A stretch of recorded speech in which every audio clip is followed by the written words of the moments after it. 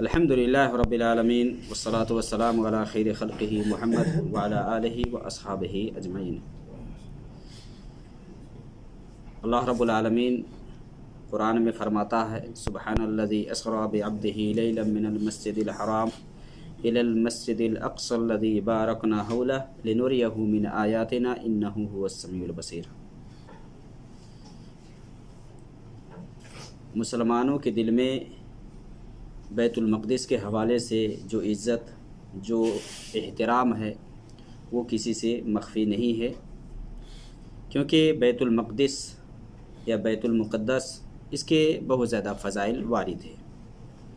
قرآن میں بھی آپ دیکھیں گے تو یہ جو جگہ ہے جس جگہ کو مقدس کہا گیا ہے یہ بابرکت جگہ ہے، جس کو اللہ رب العالمین نے برکتوں سے بھر دیا ہے۔ اور بیت المقدس یا ملک شام کا جو یہ علاقہ ہے، اس علاقے کے بارے میں جیسے پہلے تو ملک شام کے نام سے مشہور تھا نا، پھر استعمار نے انگریزوں نے اس کو تقسیم کر دیا اور پھر اردن، فلسطین، لبنان اور شام اس سب میں تقسیم ہو گیا، ورنہ یہ سب ایک ہی نام سے جانا جاتا تھا، ملک شام کے نام سے۔ تو اس علاقہ کی بڑی اہمیت اور بڑی فضیلت ہے، تو ہم بیت المقدس کے فضائل میں کچھ چیزیں جانیں گے۔ جو بیت المقدس ہے، جو مسجد اقصیٰ ہے، اقصیٰ کیوں کہا گیا ہے؟ مسجد اقصیٰ یعنی دور کی مسجد۔ مراد یہ ہے کہ جیسا کہ قرآن کریم کی جو یہ آیت ہے سورہ بنی اسرائیل میں، جس میں اللہ رب العالمین نے فرمایا ہے کہ سبحان الذی اسری بعبدہ لیلا من المسجد الحرام الی المسجد الاقصی الی المسجد الاقصی، کہ وہ ذات پاک ہے کہ جس نے اپنے بندہ کو رات ہی رات مسجد حرام سے مسجد اقصی تک لے گیا، جس کے آس پاس اللہ رب العالمین برکت دے رکھا ہے۔ اللہ نے کیا فرمایا؟ بارکنا حولہ، کہ ہم نے اس کے ارد گرد برکت دے رکھی ہے، لنریہ آیاتنا من آیاتنا، تاکہ ہم آپ کو اپنی بعض نشانیاں دکھلائیں۔ مسجد اقصیٰ اور مسجد حرام جو مکہ کے اندر ہے اس میں، اور مسجد اقصیٰ جو کہ فلسطین میں ہے، اس میں دوری ہے، اسی لیے مسجد حرام سے اس کو کہا گیا کہ وہ اقصیٰ مسجد تک لے جایا گیا۔ اور آپ جانتے ہیں کہ لوگ جب سفر کرتے، اسی لیے نبی صلی اللہ علیہ وسلم جب معراج سے جب واپس آئے تو مشرکین ماننے کے لیے تیار ہی نہیں ہو رہے تھے کہ آپ اتنی مسافت ایک ہی رات میں جا کر کے اور پھر واپسی کیسے طے کر سکتے ہیں آپ؟ یہ ممکن ہے نہیں ہے۔ تو اقصیٰ یعنی دور کی مسجد تک لے گئے اللہ رب العالمین، اور یہی تو اللہ رب العالمین کی طرف سے آپ کے لیے ایک معجزہ تھا کہ مسجد حرام سے یا مان لیں مسجد نبوی سے بھی آپ لے لیں تو بیت المقدس فلسطین میں یہ دور ہے، اس لیے اقصیٰ وہاں کہا گیا۔ یہ جو علاقہ ہے اس علاقے کے اندر اکثر و بیشتر انبیاء آئے ہیں، اور یہ انبیاء کا مسکن اور ماوا رہا ہے، ماوا جہاں عام طور سے رہے ہیں۔ بلکہ یہ بھی آپ دیکھیں گے کہ یہاں انبیاء ہجرت کر کے آتے تھے، کہاں؟ مسجد اقصیٰ یا بیت المقدس ہے نا، وہاں ہجرت کر کے آتے تھے دوسری جگہ سے، جیسا کہ ابراہیم علیہ السلام کے بارے میں، اسی طرح سے لوط علیہ السلام کے بارے میں، اب اسی طرح سے موسیٰ علیہ السلام کے بارے میں دیکھ لیں کہ موسیٰ علیہ السلام بھی گئے تھے اور اپنی قوم سے کیا کہتے کہ یہ مقدس جگہ میں داخل ہو جاؤ۔ یہ جو کچھ بھی یہودیوں نے کیا اور ابھی جو کر رہے ہیں نا، تو یہ جو یہودی ہیں نا، اصل میں یہ مسلمانوں سے ہمیشہ دشمنی کرتا رہا ہے، ہمیشہ ان کی دشمنی رہی ہے ایمان والوں سے۔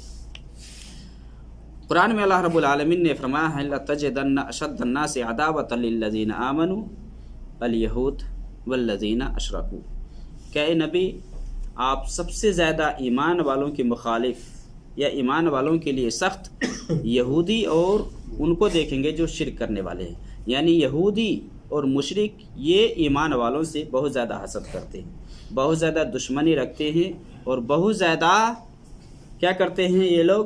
ان سے جلتے ہیں۔ اسی لیے اللہ رب العالمین نے بیان فرما دیا کہ یہ لوگ بہت سخت نفرت کرتے ہیں مومنوں سے، ایمان والوں سے۔ اسی طرح سے اللہ رب العالمین نے فرمایا ولن ترضى عنك اليهود ولا النصارى حتى تتبع ملتهم، کہ یہ یہودی اور نصرانی آپ سے ہرگز یہ راضی نہیں ہو سکتے جب تک کہ آپ اس کی ملت کی پیروی نہ کرنے لگ جائیں۔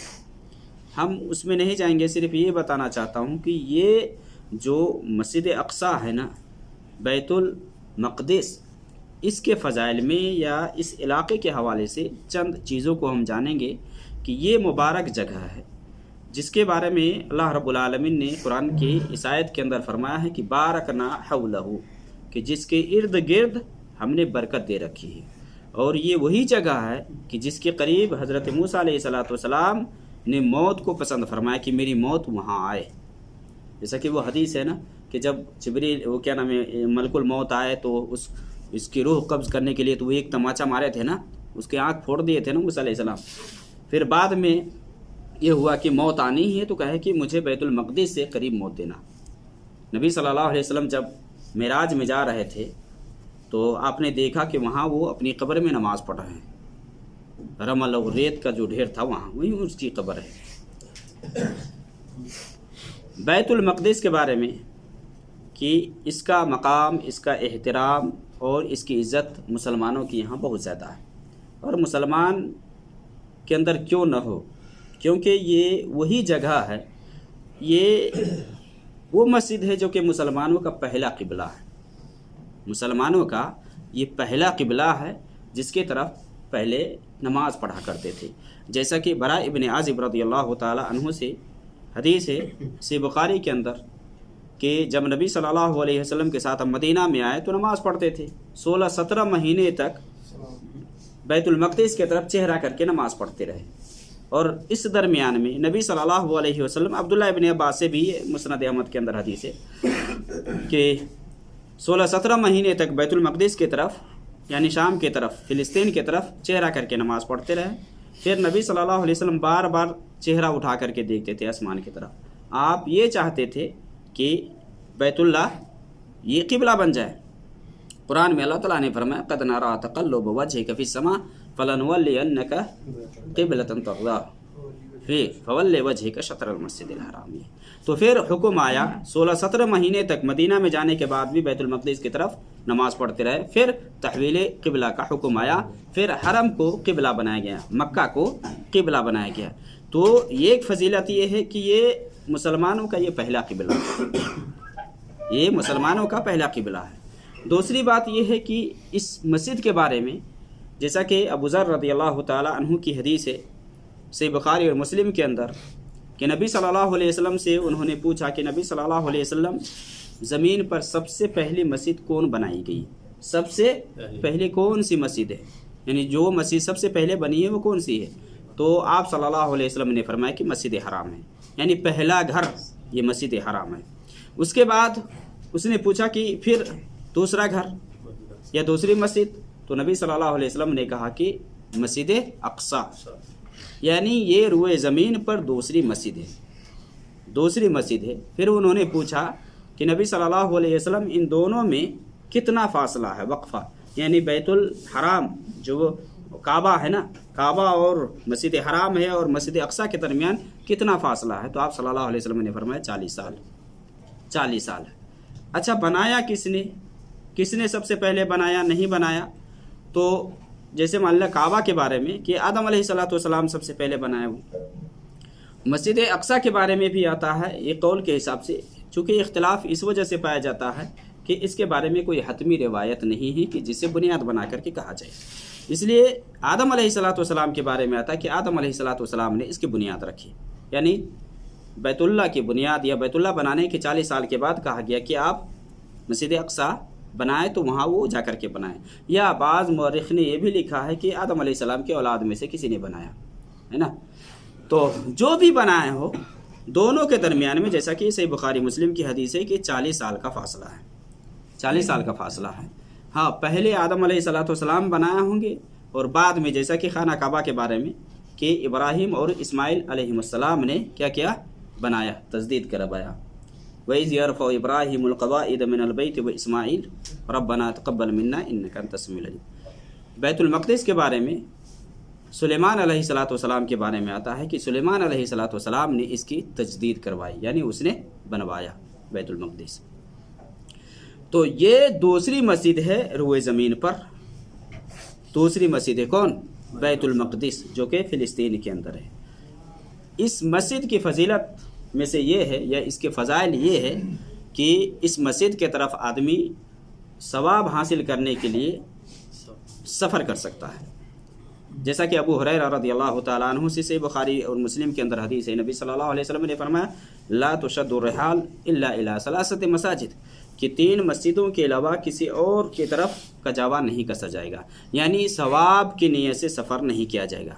3 جگہوں میں سے کسی بھی جگہ میں آپ ثواب حاصل کرنے کے لیے، اجر حاصل کرنے کے لیے آپ کجاوے کس سکتے ہیں، یعنی سفر کر سکتے ہیں۔ تو آپ صلی اللہ علیہ وسلم نے جو فرمایا، پہلی مسجد مسجد حرام ہے جو مکہ کے اندر ہے، دوسری مسجد جو مسجد نبوی ہے مدینہ کے اندر ہے، اور تیسری مسجد جو کہ مسجد اقصیٰ ہے۔ یہ ان 3 مسجدوں میں سے ایک مسجد ہے جس کی طرف آدمی ثواب کی نیت سے یا زیادہ ثواب حاصل کرنے کے لیے سفر کر سکتا ہے۔ حدیث کے اندر آتا ہے کہ مسجد حرام کے اندر ثواب کتنا ملتا ہے نماز پڑھنے کا؟ دیگر اور مسجدوں میں 1 لاکھ کے برابر ہے، مسجد نبی میں کتنا 1000 کے برابر ہے، اور مسجد اقصیٰ میں 250 کے برابر ہے۔ بعض روایت کے اندر 1000 کا ذکر ملتا ہے، لیکن وہ سب روایت صحیح نہیں ہے، کیونکہ نبی صلی اللہ علیہ وسلم سے جب پوچھا گیا کہ مسجد اقصیٰ میں نماز، یعنی ابو ذر کی روایت ہے کہ ابو ذر وہ بیان کرتے ہیں جس میں ہے کہ نبی صلی اللہ علیہ وسلم سے انہوں نے پوچھا، یعنی وہ بات کر رہے تھے نبی صلی اللہ علیہ وسلم کے ساتھ ہی، کہ نبی صلی اللہ علیہ وسلم، یعنی وہ آپس میں یہ بات کر رہے تھے کہ مسجد نبوی میں زیادہ ثواب ہے یا مسجد اقصیٰ میں۔ تو نبی صلی اللہ علیہ وسلم نے یہ کہا کہ میری اس مسجد میں نماز پڑھنا اور بیت المقدس میں نماز پڑھنا 4 گنے کا فرق پڑتا ہے، یعنی کوئی 4 مرتبہ بیت المقدس میں نماز پڑھتا ہے اور مسجد نبوی میں، یعنی میری اس مسجد میں ایک مرتبہ نماز پڑھتا ہے، تو گویا کہ یہاں برابر ہے۔ گویا کہ کتنا ثواب ہے مسجد نبوی میں؟ مسجد نبوی میں 1000 ہے نا، اب 1000 کو آپ 4 جگہ آپ تقسیم کریں گے تو کتنا بنے گا؟ 250۔ تو 250 والی روایت، یہی روایت صحیح ہے کہ 250 کے برابر ثواب ہے مسجد اقصیٰ میں اگر کوئی نماز پڑھتا ہے تو۔ اچھا، یہ جو مسجد ہے مسجد اقصیٰ ہے، مسجد اقصیٰ کے بارے میں کہ جیسا کہ حدیث کے اندر آتا ہے کہ یہ وہی مسجد ہے کہ جہاں تک اللہ رب العالمین نے آپ کو رات سفر کروایا، رات سفر کروایا مسجد حرام سے لے کر کے۔ یہ آپ اس مسجد کی عظمت اور اس کے مقام کو آپ اندازہ لگا سکتے ہیں کہ اللہ رب العالمین نے آپ کو مسجد حرام سے مسجد اقصیٰ تک لایا، اور یہی وہ مسجد اقصیٰ ہے کہ جہاں آپ صلی اللہ علیہ وسلم نے اماموں کی امامت کروائی، انبیاء، یعنی انبیاء کی امامت کروائی آپ صلی اللہ علیہ وسلم نے، اور یہی آپ صلی اللہ علیہ وسلم کو شراب اور دودھ کا پیالہ پیش کیا گیا، تو آپ صلی اللہ علیہ وسلم نے دودھ کا پیالہ اختیار کر لیا، تو جبریل نے کہا کہ آپ نے فطرت کو اختیار کیا ہے۔ تو یہ وہی جگہ ہے کہ جہاں نبی صلی اللہ علیہ وسلم رات سفر کر کے یہاں پہنچے، اور یہیں سے آپ صلی اللہ علیہ وسلم کو معراج کروایا گیا۔ اللہ رب العالمین تو اس بات پر بھی قادر تھا نا کہ مسجد حرام سے ہی معراج پہ بلا لیتا، نہیں بلا لیتا، اس پہ قادر تھا نا۔ لیکن آپ اس کا اندازہ لگائیں کہ اللہ رب العالمین نے آپ صلی اللہ علیہ وسلم کو بیت المقدس میں کیوں لایا، یہاں آپ نے انبیاء کی امامت کروائی، اور یہ وہی مسجد ہے کہ جہاں سارے انبیاء آپ کی اقتداء میں نماز ادا کی، باقی دیگر اور کہیں نہیں ملتا ہے کہ سارے انبیاء ایک جگہ اکٹھا ہوئے یہاں۔ تو یہ جو مسجد ہے، اس مسجد کی بہت زیادہ فضیلت ہے۔ یہ وہ مسجد ہے کہ یہ اسی مسجد کے بارے میں ہے کہ جب نبی صلی اللہ علیہ وسلم کے، جیسا کہ وہ حدیث ہے کہ جہاں آپ صلی اللہ علیہ وسلم گئے تو براق یہ سواری تھا نا، جو کہ سفید رنگ کا اور گدھا سے بڑا اور کھچر سے چھوٹا، اور حد نگاہ تک وہ پیر رکھتا تھا۔ پھر آپ صلی اللہ علیہ وسلم وہاں گئے تو مسجد کے حلقہ، یعنی ایک پتھر میں جو حلقہ سوراخ تھا نا، وہاں آپ نے اس سواری کو باندھ دیا جہاں انبیاء باندھا کرتے تھے، صحیح مسلم کی حدیث ہے अंबिया बना करते थे। फिर आप सल्लल्लाहु अलैहि वसल्लम वहाँ 2 रकात नमाज़ पढ़े और फिर वहाँ से आप आगे गए, मेराज में गए। आप सल्लल्लाहु अलैहि वसल्लम जब मक्का वापस आए तो मुशरिकीन ने या मक्का वालों ने सवाल किया ना उसी मस्जिद के बारे में कि आप अगर वहाँ गए थे तो आप उस मस्जिद के बारे में बतलाइए कि मस्जिद में कितने खंबे, कितने पिलर्स हैं। तो नबी सल्लल्लाहु अलैहि वसल्लम गिने नहीं न थे ये सब। अब भाई कौन गिनता है कि क्या होगा नहीं होगा। फिर नबी सल्लल्लाहु अलैहि वसल्लम खामोश हो गए। फिर अल्लाह रब्बुल आलमीन ने मस्जिद को सामने कर दिया, मस्जिद को सामने कर दिया। और जो जो सवाल ये मुशरिकीन कर रहे थे आप सल्लल्लाहु अलैहि वसल्लम बता रहे थे कि इसमें इतने खंबे और ऐसा है वैसा है। उसी में आप सल्लल्लाहु अलैहि वसल्लम ने देखा कि ईसा अलैहिस्सलाम को नमाज़ पढ़ते हुए, इसी तरह से इब्राहीम अलैहिस्सलाम को नमाज़ पढ़ते हुए आप सल्लल्लाहु अलैहि वसल्लम ने देखा। तो ये मस्जिद अक्सा कि जहाँ आप सल्लल्लाहु अलैहि वसल्लम मेराज की रात में वहाँ तक पहुँचे और फिर वहाँ से आप मेराज में गए। फिर आप आपकी वापसी भी वैसी हुई, वापसी भी ऐसी हुई। और इस जगह को देखिए कि ये वो जगह है कि जहाँ से ईसा अलैहिस्सलाम उठाए गए ऊपर। ईसा अलैहिस्सलाम यानी शुरू में ही बताया कि ये अंबिया का मस्कन और मावा रहा है, अक्सर और बेशतर। याकूब है, इसहाक है, सब वहीं आए हैं सब। तो ईसा अलैहिस्सलाम को आसमान पर वहीं से उठाया गया है और ईसा अलैहिस्सलाम उसी इलाके में आएंगे, उसी इलाके में ईसा अलैहिस्सलाम आएंगे। यानी दिमश्क के जो जामे मस्जिद है ना, जामे उमवी, उसी के मीनारे पे 2 फरिश्तों के सहारे उतरेंगे। इंशाअल्लाह हम ईसा अलैहिस्सलाम की नुज़ूल पर बात करेंगे तो इसमें डिटेल से करेंगे। तो वहीं ईसा अलैहिस्सलाम उतरेंगे और वहाँ से फिर मस्जिद अक्सा में जब आएंगे तो जहाँ मुसलमान सारे लोग मशहूर होंगे मस्जिद के अंदर, और दज्जाल और इसके जो पैरोकार यहूदी होंगे ना, सारे मुसलमानों को घेर रखे होंगे। तो वहाँ ईसा अलैहिस्सलाम कहेंगे कि मस्जिद का दरवाज़ा खोलो, और फिर वो दज्जाल जब देखेगा ना तो इसी पिघलेगा ईसा अलैहिस्सलाम को देख करके, जैसे कि नमक पानी में पिघलता है। फिर बाब लुद, जिसको अभी ये यहूदियों ने कब्ज़ा कर रखा, वहाँ जा कर के वो कत्ल करेंगे दज्जाल को। ये यहूदियों का ख़त्मा हो जाएगा, बिल्कुल ख़त्म सब। और कुरान के अंदर ये भी है कि कोई भी अहले किताब ईसा अलैहिस्सलाम जब आएंगे ना, सारे ईमान ले आएंगे। जो नहीं ईमान लाएंगे वो तो खैर मारे ही जाएंगे। आखिरी हालत में जो कुछ होगा वो तो होगा ही। जहाँ भी यहूदी ये छुपेंगे ना, उसको कत्ल किया जाएगा। तो ये जो जगह है मस्जिद अक्सा, तो मस्जिद अक्सा की ये फजीलत में से या इसके फ़ज़ाइल में से है कि आखिरी वक्त में यही मैदान महशर या जो मुल्क शाम है, मुल्क शाम ये महशर की जगह है, ये महशर की जगह है, मैदान महशर। जैसा कि सही बुखारी के अंदर हदीस है कि आप सल्लल्लाहु अलैहि वसल्लम ने ये फरमाया कि क़यामत से पहले आग निकलेगी यमन से, मिनकार अदन, और वहाँ से आग हका करके ले जाएंगे लोगों को, सारे लोगों को आग हका करके ले जाएगी। जहाँ ये लोग रात गुजारेंगे या दोपहर में बसर करेंगे, वहाँ आग ठहरेगी, सारे को लेकर के आग वहीं जाएगी, वहीं महशर होगा और वहीं हिसाब व किताब होगा। और इस जगह की बड़ी फजीलत है। आप सल्लल्लाहु अलैहि वसल्लम की हदीस ये भी है कि आखिरी वक्त में उस जगह को लाजिम पकड़ना, मुल्क शाम को लाजिम पकड़ना। तो ये इसके फजीलत में से। अच्छा देखिए कि ये वो जगह है कि जिसके बारे में हदीस के अंदर आता है कि इसके अंदर दज्जाल दाखिल नहीं होगा, मस्जिद अक्सा में दज्जाल दाखिल नहीं होगा। जैसा कि एक हदीस के अंदर आता है कि मक्का और मदीना के अंदर दाखिल नहीं होगा, मक्का और हदीस के अंदर है ना कि दज्जाल का फितना चूँकि रुए ज़मीन पर सबसे बड़ा फितना होगा, इससे बड़ा फितना कभी नहीं हुआ और न होगा।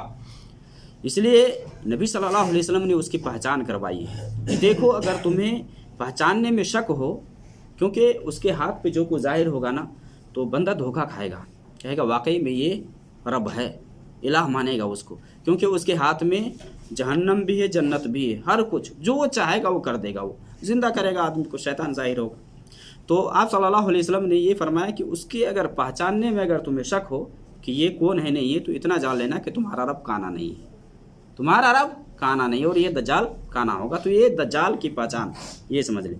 तो इस जगह में जैसा कि हदीस के अंदर है कि दुनिया के अंदर जब दज्जाल निकलेगा अस्फहान से और यहूदी इसके पैरोकार होंगे और इतने लोग होंगे, تو دنیا کی ہر جگہ میں یہ پہنچے گا، ہر جگہ میں داخل ہوگا، سوائے مکہ اور مدینہ کے داخل نہیں ہوگا، مکہ اور مدینہ کے اندر یہ داخل نہیں ہوگا۔ ہاں، مسند احمد کے اندر یہ بھی حدیث ہے کہ یہ مسجد اقصی بیت المقدس میں اور مسجد طور میں یہ 4 جگہیں ہیں جہاں یہ داخل نہیں ہوگا۔ دجال ان 4 جگہوں میں داخل نہیں ہوگا، اور دجال جانتے ہیں کہ دنیا میں 40 دن ٹھہرے گا، اور پہلا دن 1 مہینے کے برابر، 1 سال کے برابر، دوسرا دن 1 مہینے کے برابر، تیسرا دن 1 ہفتے کے برابر، اور پھر عام دنوں کی۔ تو دنیا کی ہر خطے میں پہنچے گا، وہ چکر لگائے گا وہ۔ تو یہ 4 جگہیں ہیں، تو بیت المقدس بھی ان میں سے ایک ہے کہ بیت المقدس میں یہ داخل نہیں ہوگا۔ یہ وہی جگہ ہے بیت المقدس کے فضائل میں سے کہ یاجوج ماجوج کا خاتمہ یہی ہوگا۔ یاجوج ماجوج، مان لے کہ عیسیٰ علیہ السلام جب آئیں گے دنیا کے اندر تو دجال کو قتل کریں گے، اور دجال کو جب قتل کریں گے تو پھر مسلمانوں کا بول بالا ہوگا، یہودی سب قتل کیے جائیں گے، یہاں تک کہ یہودی درخت کے پیچھے، پتھر کے پیچھے بھی اگر چھپے گا تو وہ بولے گا، کہے گا مسلمان ہمارے پیچھے یہودی ہے، اس کو قتل کرو۔ پھر اتنے میں اللہ رب العالمین کی ایک دوسری مخلوق نکلے گی جس کو یاجوج ماجوج کہا جاتا ہے، جو آہنی دیوار میں جس کو گھیرا گیا ہے، اس کا خروج ہو جائے گا، اور اس کی تعداد بہت زیادہ ہوگی، بہت زیادہ۔ تو اللہ رب العالمین عیسیٰ علیہ السلام کو یہ کہے گا کہ آپ مسلمانوں کو لے کر کے پہاڑ میں چلے جائیں، چھپ جائیں، پہاڑ میں چھپ جائیں، کیونکہ ان سے مقابلہ کی طاقت نہیں ہے، ان کی تعداد اتنی ہوگی یاجوج ماجوج کی۔ من کل حدب ینسلون، یہ جس سمندر سے گزریں گے نا، سمندر کو چٹ کر جائیں گے، پانی۔ دوسری جماعت جب ادھر سے گزرے گی تو کیا کہے گی کہ ہاں اس پانی تھا ایک وقت پانی تھا۔ اس کا اتنا خطرناک معاملہ ہوگا کہ یہ لوگ اس طرح سے ظلم و زیادتی کریں گے، لاسٹ میں ان کو کچھ نہیں ملے گا، تو یہ لوگ پہاڑ پہ چڑھ کر کے وہیں آسمان کی طرف تیر چلائیں گے، اور کہیں گے اب آسمان والے کو ہم قتل کرتے ہیں۔ تو آسمان کی طرف جب تیر پھینکیں گے نا، تو اللہ کا کرنا ایسا ہوگا کہ خون آلود وہ تیر لوٹے گا، تو کہے گا کہ دیکھو ہم نے زمین والے کو تو مار ہی دیا ہے، یہ آسمان والے کو ہم نے مار دیا ہے۔ پھر عیسیٰ علیہ السلام اور مسلمان اللہ سے دعا کریں گے، گڑ گڑائیں گے کہ اللہ رب العالمین اس کو ٹھکانے لگا دے۔ تو اللہ رب العالمین ایک کیڑا کے ذریعے، نغف کہا جاتا ہے، نغف اس کی گردن میں پیدا کر دے گا، سب ایک ہی وقت میں سارے مر جائیں گے۔ پھر اللہ رب العالمین بڑے بڑے پرندوں کو بھیجے گا، اور وہ اٹھا کر کے اللہ جہاں چاہے گا ان سب کو پھینکائے گا، جہاں چاہے گا یہ پرندے پھینکائیں گے جتنے بھی ہے سب کو۔ پھر بارش ہوگی اور زمین بالکل صاف ہو جائے گی، تو یہ وہ جگہ ہے کہ جہاں، یعنی یہ جبل الخمر کہا جاتا ہے، یہ بیت المقدس سے قریب ہے یہ پہاڑ، تو یہیں ان سب کا خاتمہ ہوگا، یہ سارے ختم ہو جائیں گے، یاجوج ماجوج کا بھی یہاں خاتمہ ہوگا۔ تو یہ بیت المقدس ہے کہ جس کے فضائل کے بارے میں قرآن کے اندر بھی اللہ رب العالمین نے جگہ جگہ میں، جیسے کہ انبیاء کے بارے میں بیان فرمایا ہے، وَنَجَّيْنَاهُ لُوطًا إِلَى الْأَرْضِ الَّتِي بَارَكْنَا فِيهَا لِلْعَالَمِينَ، کہ ہم نے دنیا والوں کے لیے جس میں برکت دے رکھی ہے، دنیا والوں کے لیے وہاں برکت ہے۔ کہاں؟ بیت المقدس، یا اس کے ارد گرد کا جو علاقہ ہے، ملک شام کا جو علاقہ ہے، اور جس کے طرف ابراہیم علیہ السلام کو اور لوط علیہ السلام کو بچایا، اس کی طرف ہجرت کرنے کا اللہ رب العالمین نے حکم دیا۔